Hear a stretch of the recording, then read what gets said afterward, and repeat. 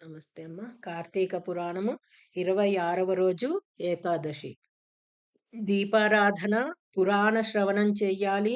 ఉసిరి, ఉల్లి, వంకాయ తినరాదు.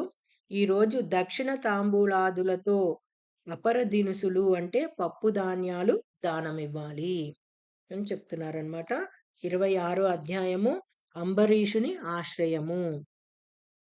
దుర్వాస మునీంద్ర, నీవు అంబరీషునికిచ్చిన శాపం మేలునే కలుగజేస్తుంది.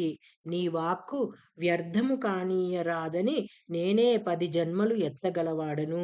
నీవు వెంటనే అంబరీషుని వద్దకు వెళ్ళి తన కారణముగా నీకు ప్రాణాంతకర కష్టం వచ్చిందని, జరిగిన దానికి తొందరపాటుకు విచారిస్తున్నాను అని మొరపెట్టుకుంటే అంబరీషుని వల్ల మేలు కలుగుతుంది. ఘటన సమర్థుడైన శ్రీహరి ఆదేశించిన ప్రకారం సుదర్శనం వెంట తరుముకొని రాగా అంబరీషుని చెంతకు చేరుకున్నాడు దుర్వాస మహర్షి. అంబరీషుడు తన కారణంగా దుర్వాసునకు ప్రాణభయం ఏర్పడిందని విచారిస్తున్నాడు. విప్రునకు విపత్తు కలుగజేయుట ధర్మము కాదు. విప్రుని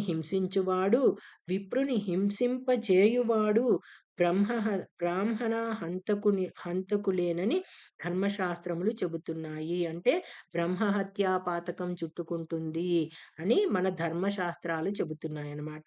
కాబట్టి విప్రుని తరిమినవాడు, విప్రుని హత్య చేయించిన వారు హంతక పాతకములకు గురి కాగలరు.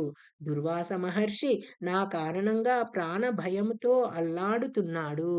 తిండి తిప్పలు లేకుండా అలమటిస్తున్నాడు. కర్తవ్యం తెలియక కలవరపడుతున్న నిష్ఠాగరిష్ఠుడు, యోగ సంపన్నుడు, నైష్ఠికుడు అయిన విప్రశ్రేష్ఠుడు నా మూలముగా కష్టములు కలిగినదని వాపోవుచు అంబరీషుడు హరిధ్యాన తత్పరుడై కలవరం చెందుతున్నాడు. ఆ సమయంలో దుర్వాసుడు వచ్చి, శరణు అంబరీషా, శరణు, నీవు మాత్రమే నన్ను ఈ సుదర్శనము బారి నుండి రక్షించగలవాడవు అని ప్రార్థించాడు. కార్తీక పురాణం 26వ రోజు పారాయణ భాగం అంబరీషుని ఆశ్రయాధ్యాయము సమాప్తం.